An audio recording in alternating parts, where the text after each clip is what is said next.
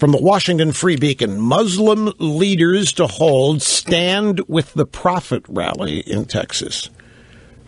Muslim leaders from across America will gather in Texas this weekend to hold the annual Stand with the Prophet in Honor and Respect Conference, a weekend forum being billed as a movement to defend the Prophet Muhammad, his person, and his message. The Saturday event, which seeks to combat Islamophobes in America.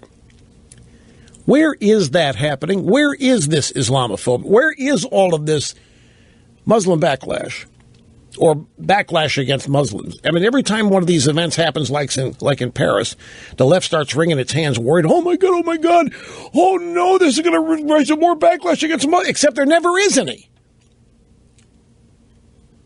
In fact, there is so little backlash that when they do have a rally, it's such big news because it's the first time there's ever been such a rally. And it became even bigger news because Obama didn't attend. Now, these are so-called moderate Muslims.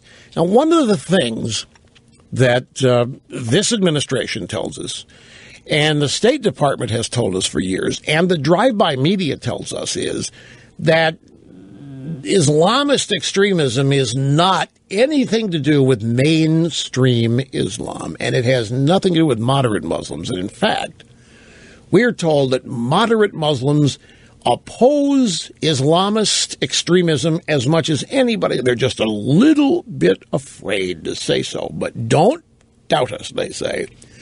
Moderate Muslims oppose all of this jihad, and they oppose all this extremist behavior and so forth. If that were the case, why wouldn't these moderate Muslims be gathering to condemn what happened in Paris? Now, I know it's an annual thing, and it's not been convened because of what happened in Paris. But it nevertheless is being reported as Muslim leaders to hold Stand with the Prophet rally in Texas. And it seems like if what we're told about these moderate Muslims is true, that they could also maybe condemn the extremists who take action in the name of their religion that we're told they oppose.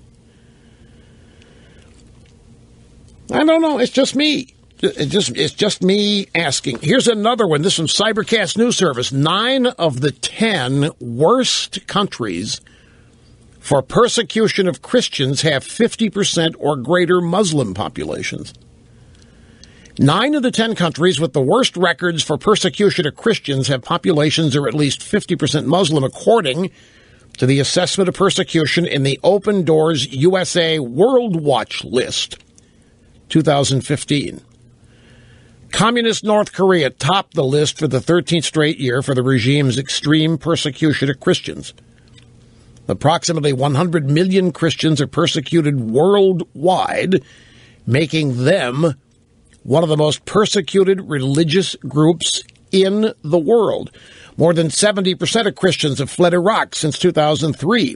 More than 700,000 Christians have left Syria since the civil war began in 2011, according to this group. I would venture to say, I don't know this, I would venture to say something, however, and feel free to disagree with me if you wish, because it's just off the top of my head based on just a quick flash assessment. But my guess is that Muslims and practitioners of Islam are treated better in Christian countries than in non-Christian countries. I mean, look what's happening in Iraq. Look what's happening in Syria. Look what potentially could happen in Iran, where the primary population is Islam. And look at Saudi Arabia. Look what happens there to Muslims compared to what happens to Muslims, say, in Great Britain or in France or here in the United States. That's just off the top of my head. It's just a little observation off the top of my head, but it is kind of curious when you look at it that way.